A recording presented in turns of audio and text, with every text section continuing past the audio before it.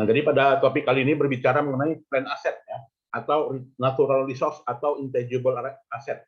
Nah, jadi pada pertemuan sebelumnya itu piutang usaha ya, itu disajikan di mana? Di not financial statement ya. Begitu juga plan aset, natural resource and intangible asset itu disajikan di mana? Juga disajikan di fixed asset ya, aktiva tetap. Nah, jadi di sini kategori aktiva tetap bisa berupa plan aset, natural atau juga intangible. Nah, berkaitan dengan pengeluaran plan aset ya, di sini tujuannya adalah ya tujuan untuk penggunaan secara fisik gitu ya, baik itu dinyatakan dengan skala ukuran atau sebagainya. Kemudian karakteristik lainnya digunakan untuk operasi. Ya, kemudian karakteristik lainnya ya tidak digunakan untuk dijual kembali. Nah, itu yang dikatakan dengan plan aset ya, atau orang menyebutnya dengan sebutan fixed asset, aktiva tetap.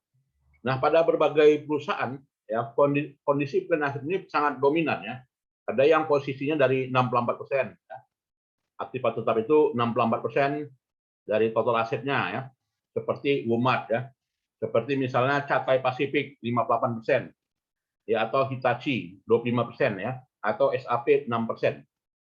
Nah, dan pengakuan dari nilai aktiva tetap ini ada berdasarkan pada pengakuannya berdasarkan prinsip nilai historis satu, ya kan?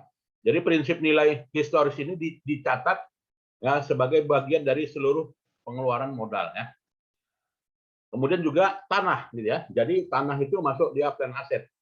Ya, jadi tanah itu dikatakan ya tipenya termasuk yang berdasarkan mulai dari harga belinya, komisi brokernya ya, termasuk juga pajaknya. Nah, ini yang dikategorikan komponen yang dibebankan ya sebagai nilai biaya.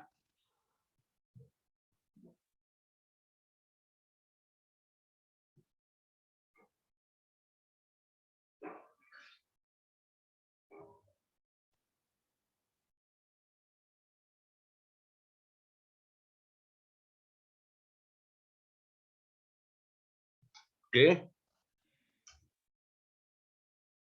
Nah, ini contohnya ya, bagaimana mendapatkan aset itu. Jadi jurnal standarnya, Bapak Ibu, dihitung ya. Jadi dihitung, ditambahkan harga belinya berapa ya.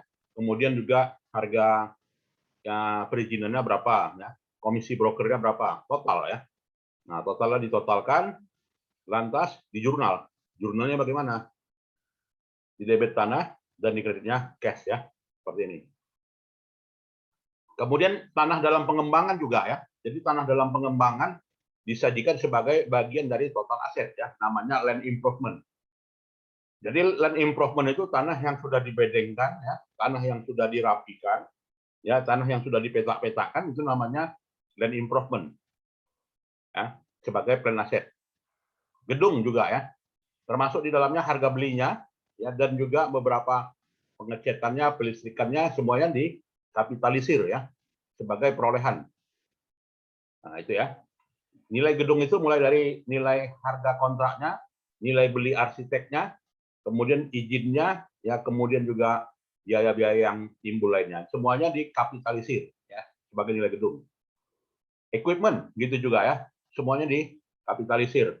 Yang namanya cash purchase, sales tax ya, freight cash, kemudian insurance ya, semuanya dikapitalisir. Nah, inilah contohnya ya. Nah, jadi harga truk itu berapa? Ya dari jumlah ini. Ya, kemudian juga nilai apa ya? Nah, nilai jurnalnya sebagai berikut ya. Jadi jurnalnya kalau ada license-nya dianggap sebagai beban ya. Asuransi dibayar di muka juga sebagai asuransi dibayar di muka dan kreditnya cash ya. Ini dalam jurnal pada saat memperoleh peralatan ya.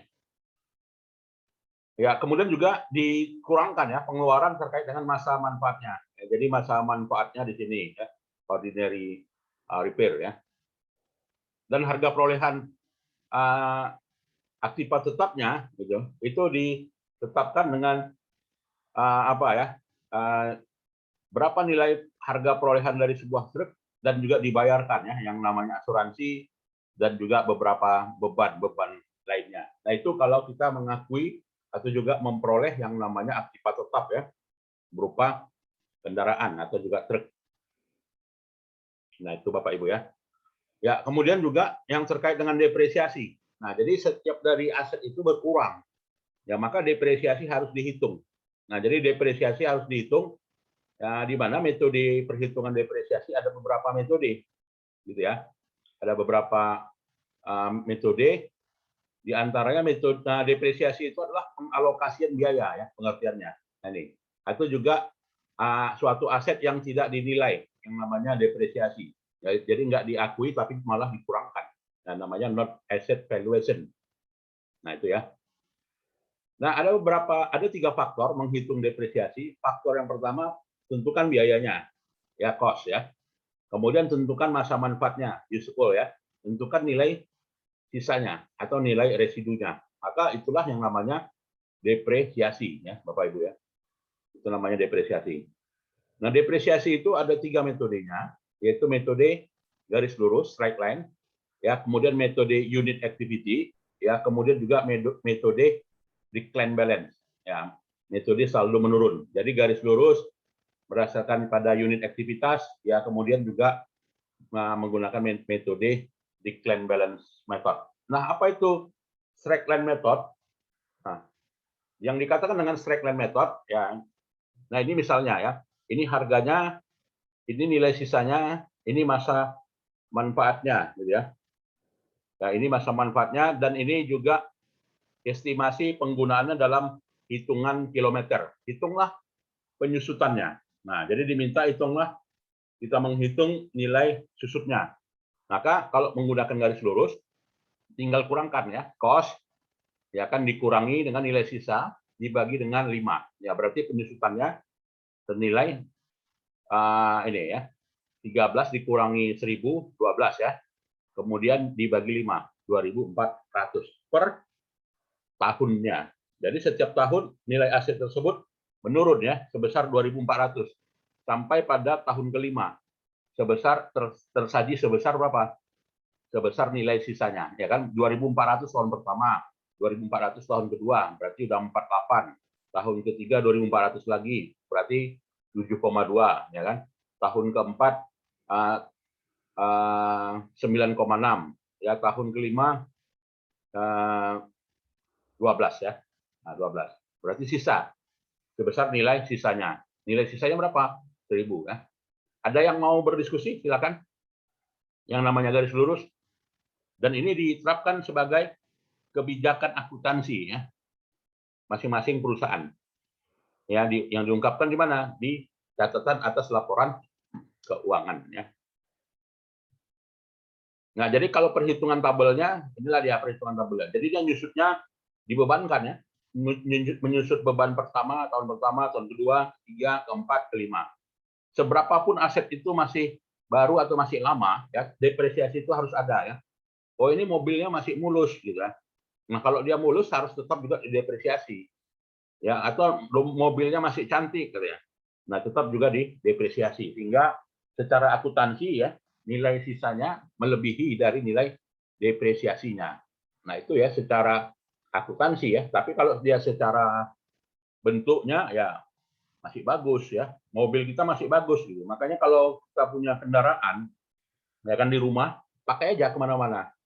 Ya karena secara akuntansi itu akan di setiap 5 tahun sekali gitu kan itu akan habis nilainya Bapak Ibu ya. Jadi makanya ya kalau kita punya kendaraan pakai saja. Karena apa? Kita menghadapi risiko yang namanya risiko penyusutan ini gitu ya. Nah, jadi jurnal depresiasi bagaimana? Jadi dianggap sebagai beban ya. Jadi beban depresiasi 2.400 dan kreditnya akumulasi depresiasi ya 2.400 seperti ini ya. Ya, bagaimana kalau beli asetnya nggak di awal, di tengah-tengah atau di sepertiga? Ya tinggal dibagikan aja ya. Berapa bulan yang digunakan? 9/12. Nah, berarti 1.800. Jadi dari 1.800 sampai dengan 12.000. Nah, itu. Dalam menggunakan metode straight line method di sini, ya didapatkan ya beban depresiasi tahunannya 4.800. Ada yang mau diskusi di beban depresiasi ini? Silakan. Ada? Ada? Pak, kalau untuk mesin, apakah biaya pemasangannya juga disusutkan, Pak? Terus kalau misalnya ada satu aset, Pak, masih mempunyai nilai buku. Kemudian pada pertengahan tahun berjalan itu dia ada dilakukan overhaul. Ya. Nah, kapan dia dicatat sebagai investasi, Pak? Menambah nilai bukunya, dan kapan dia eksploitasi, Pak? Ya. Nah, jadi pada saat perolehan, yang namanya perolehan mesin, ya termasuk di ongkos pasang, dikapitalisir. Itulah harga mesin. Nah, jadi harga mesin di awal tahun berapa? Termasuk ongkos pasangnya, ya termasuk nilai apanya ya, biaya-biaya lainnya. Semuanya sebagai pengeluaran capital expenditure tadi, total ya. Lalu dikurang sebesar apa? Nilai sisanya, ya nilai sisa secara ekonomisnya berapa? Ya, lalu dibagi dengan usianya. Nah, jadi itulah nilai depresiasi per tahunnya yang menjadi beban yang mengurangi laba dan rugi perusahaan. Ya, bagaimana juga dengan turun mesin gitu kan, dengan overhaul mesin gitu ya. Maka dengan overhaul mesin tersebut gitu ya, itu depresiasinya lebih besar atau lebih kecil? Ya, tadi kan ada ya kan bahwasanya di tahun pertama lebih kecil dibanding dengan tahun kedua. Ya, karena apa? Belinya di pertengahan tahun. Ya, maka ya tinggal kita nilaikan saja ya berapa nilai sisanya yang disebabkan dari adanya overhaul tadi. Jadi overhaul itu kan dikatakan dengan apa ya? Menambah beban gitu ya. Jadi sebesar nilai sisanya gitu ya. Nah, itu dikatakan dengan metode apa ya yang dikatakan perlakuan atas nilai mesin yang adanya overhaul atau sebagainya ya. Jadi tinggal dikurangkan saja ya menjadi berapa nilai realnya ya setelah adanya overhaul tersebut gitu ya. Nah, tetap juga dalam hal ini kita menggunakan basis historis tadi, cost di sini kan. Jadi cost-nya kita hitung semuanya berapa biaya tadi. Oke, ya. Nah, kemudian juga depresiasi, selain dari garis lurus, saldo menurun, juga dengan metode lainnya, yang namanya metode unit activity. Nah, jadi unit activity mesin itu udah berapa kali menghasilkan output, ya sudah berapa kali menghasilkan baut. Misalkan sebuah mesin penghasil baut, ya jadinya baut atau mur atau apa gitu kan. Misalnya 1000 pemakaiannya, 1000 output, maka pembaginya 1000 output. Atau pembaginya apa? Jumlah jam kerjanya. Atau pembaginya apa? Kilometernya. Nah, cuman kan jarang ya. Kalau kita punya kendaraan mobil, itu kita hitung depresiasinya tahunnya atau kilometernya. Kalau kita punya kendaraan mobil misalnya kan, itu kan sama-sama nyusut kan. Nah, dari mana kita nilai jumlah angka tahunnya atau apanya? Kilometernya. Kilometer, Pak. Kilometernya, Pak. Kilometernya. Bukan tahunnya. Jumlah tahun. Nah, jumlah tahun gitu kan. Misalnya saya punya mobil Avanza. Avanzanya sudah saya beli 5 tahun. Kan kalau kita jual gitu kan, hitungan apanya apa? Tahunnya kan gitu kan, bukan kilometernya. Ya, maka perusahaan itu yang dianut dalam hal itu adalah tahunnya ya, bukan kilometernya. Nah, jadi pakai aja kendaraan itu walaupun masih apa ya, masih baru ya harus kita gunakan karena apa? Rugi kalau nggak digunakan. Karena tahunnya terus jalan ya. Nah, ini dikatakan metodenya unit activity method. Tapi kalau masalah pembebanan biaya, berapa kilometer yang sudah terpakai bisa saja. Ya kan kita hitung. Nah, kita hitung nih, misalnya 1000 mil ya, 1000 kilometer, 10.000 kilometer. Berarti depresiasinya berapa?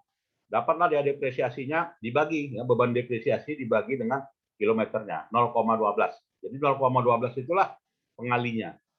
Nah, jadi pengali depresiasinya. Ini 15.000 unit aktivitasnya, gitu kan?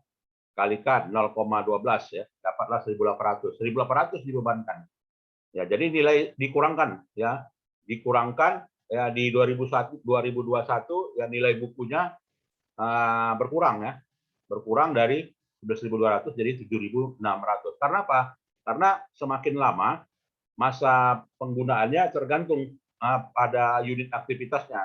Tahun 2020 ya aktivitasnya 15.000 gitu kan. Tahun 2021 30.000. Tahun 2002 turun lagi. Tahun 2003 naik lagi, kan gitu kan. Makanya kalau kita kendaraan tadi gitu kan tahunnya disusutkan. Jadi bukan kilometernya. Karena apa? Kilometernya kan bisa berfluktuasi. Ya kan kalau kita bebankan tentu saja tidak merata. Nah, tapi kalau dengan berdasarkan unit aktivitas di situ ya pengurangnya adalah tetap penyusutan per tahunnya. Jadi masalah pembebanannya berapa? Ya pembebanan ini berbeda gitu kan. Tahun pertama 1.800 dibebankan ya.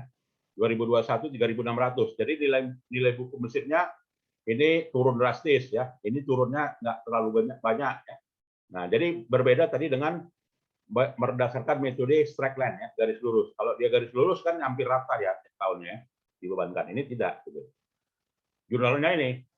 Nah, jadi jurnalnya berbeda-beda ya. Tahun pertama 2020 18, tahun ketiga 36 ya, dan sebagainya. Nah, kemudian saldo menurun berganda, 2 kalinya garis lurus ya. Ini disebut dengan 2 kalinya garis lurus. Accelerate method ya namanya. Accelerate method itu kalau tadi penyusutannya 20 kali 2 40. Nah, jadi penurunan nilai bukunya memang sama juga ya semakin menurun ya.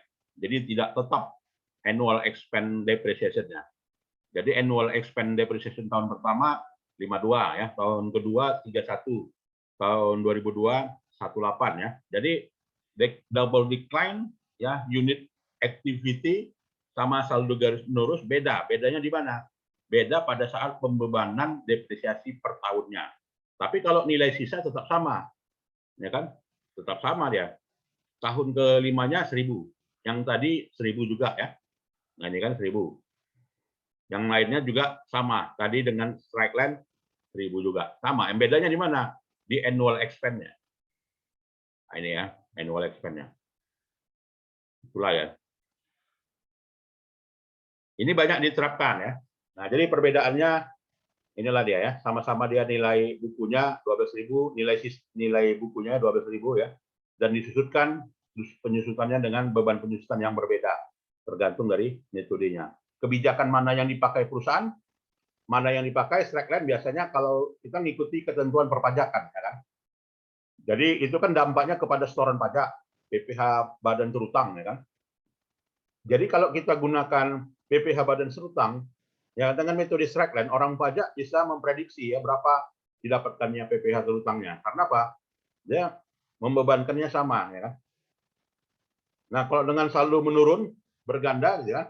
Nah, ini ada yang 52 nggak bisa ditentukan ya besarnya pajak terutang. Nah, ini kalau di ketentuan perpajakan kita ungkapkan ya di catatan atas laporan keuangan kita pakai metodenya apa? Kebanyakan perusahaan ya pakai metode straight line. Karena undang-undang pajak juga menyediakannya dengan straight line. Jarang yang unit activity ya. Betul. Nah, inilah perbandingannya kalau di dalam bentuk tarikan garis ya. Jadi metode straight line itu terus turun dia ya. Sedangkan metode double decline tetap, straight line tetap ya. Yang turun itu decline balance ya. Ya kalau dengan unit activity dia berfluktuatif. Nah, ini, Bapak Ibu ya.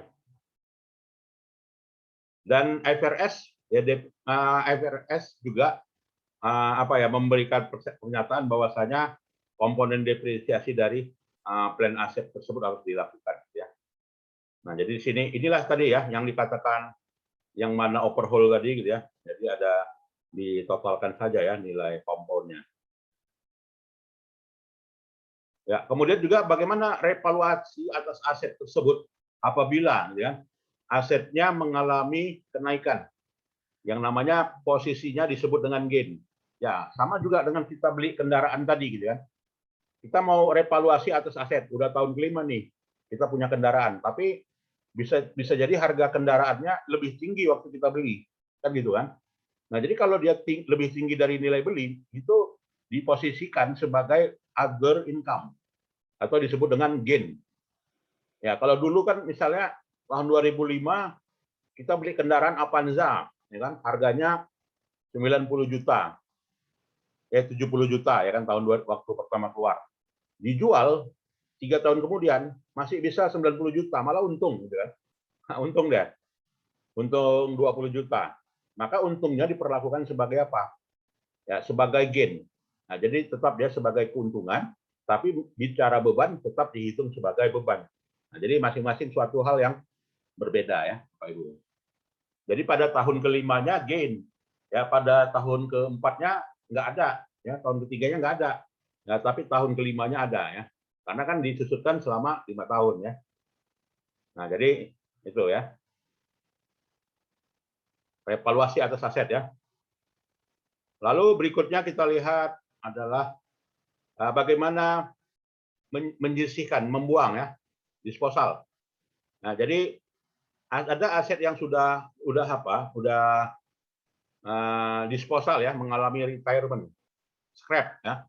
Nah, jadi perlakuannya nantinya apakah sebagai retirement, apakah dijual atau ditukar. Nah, jadi dengan 3 metode ini, maka kalau misalkan diistirahatkan, nggak ada uang kas diterima, malah nilai depresiasinya meningkat ya, dan juga makin menurunnya nilai asetnya. Itu dampak kalau misalkan aset itu diistirahatkan. Nah, untuk aset yang diistirahatkan, jurnalnya bagaimana? Ya, jurnalnya akumulasi depresiasinya di debit, kreditnya equipment. Nah, ini ya, traktor nggak pakai. Ya, taruh aja di lapangan gitu kan. Jadi traktor yang tidak terpakai, retirement itu namanya. Nah, jurnalnya itu. Jadi jurnalnya itu apabila dia retirement setelah dihitung lagi gitu ya, sebesar 4.000 ya dari nilai aset. Equipmentnya 18, depresiasinya 14, maka loss ya. Nah, 4.000. Oke. Nah, berikutnya yang keempat adalah penyajian aset untuk yang bahan tambang. Nah, ini kan bahan tambang itu diperlakukan sebagai apa di laporan keuangan? Atau yang sifatnya intangible, ada nilainya apa gitu kan? Human capital misalnya, disajikan intangible gitu ya. Kalau di sekarang kan karyawan itu apa ya, mau dibajak pikir-mikir ya perusahaan lain. Kenapa? Dia disajikan jadi sebagai intangible asset. Jadi untuk bahan tambang itu perlakuannya namanya depresi ya. Jadi untuk aktiva tetap namanya depresiasi. Ya, untuk aktiva tidak berwujud namanya amortisasi. Ya, untuk bahan tambang namanya depresi. Depletion ya. Nah, jadi depletion itu bisa berdasarkan pada kalau untuk depletion maka kita pakainya apa? Unit activity-nya. Karena kan cadangan tambang itu bukan hitungannya tahun ya, tapi berapa nilai cadangannya? Berapa cadangan minyak? Berapa cadangan emas?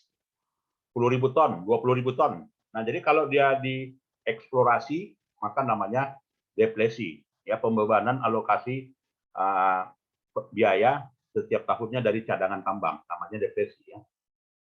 Dan depresi itu dirumuskan total cost dibagi residual dibagi dengan estimasi unit yang dapat dimanfaatkan. Nah itu depresi namanya ya, jangan lupa. Nah untuk yang intangible perlakuannya disajikan juga di mana? Di laporan keuangan, di mana? Di statement of financial position. Seperti misalnya hak paten, hak merek, hak franchise, hak trademark, trade name atau juga goodwill ya. Dan intangible asset itu diamortisasi namanya. Nah, jadi beda ya. Aktiva tetap tadi depresiasi, aktiva cadangan tambang namanya depresi, kemudian juga yang intangible namanya amortisasi. Beda ya. Jadi sama-sama pengalokasian biaya. Misalnya hak paten. Saya menemukan teknologi Bluetooth. Ya kan? Jadi kalau teknologi Bluetooth dulu kan mahal. Tapi karena teknologi itu berkembang, maka nilai yang saya daftarkan di nilai paten gitu kan, itu akan menurun nilainya. Ya kenapa? Orang bisa juga nemukan. Gitu kan. Hak paten, hak merek ya, itu jurnalnya apa? Beban amortisasi di debit, kreditnya paten. Nah itu. Jadi tetap ada ya. Nah, nilai patennya kita hitung. Ada yang mau berdiskusi silakan. Nah, kemudian copyright juga ya sama. Beban depresiasi, beban amortisasi di debit, kreditnya copyright. Ya. Ya, baiklah, itu saja saya kira ya. Ada lagi pertanyaan? Semuanya disajikan di mana? Di neraca ya. Nah, ini sebagai Bapak Ibu sebagai nantinya sebagai tenaga appraisal gitu kan, mampu mendefinisikan ya atau juga mampu melihat ya apa saja komponen yang namanya komponen plan aset ya, aktif tetap tersebut ya. Baiklah, Mau tanya Pak, ya silakan. kalau misalnya ada aset atau misalnya barang yang scrap itu tidak dijual Pak, apakah itu menjadi beban ke depannya yang mampu mengurangi pajak ya Pak? Sudah jelas. Ya, karena apa? Ya, waktu jalan terus. Depresiasinya dihitung terus. Ya kan? Bahan asetnya tidak digunakan. Nah, itu tentu saja menjadi beban perusahaan yang mengurangi laba, yang menambah rugi gitu kan.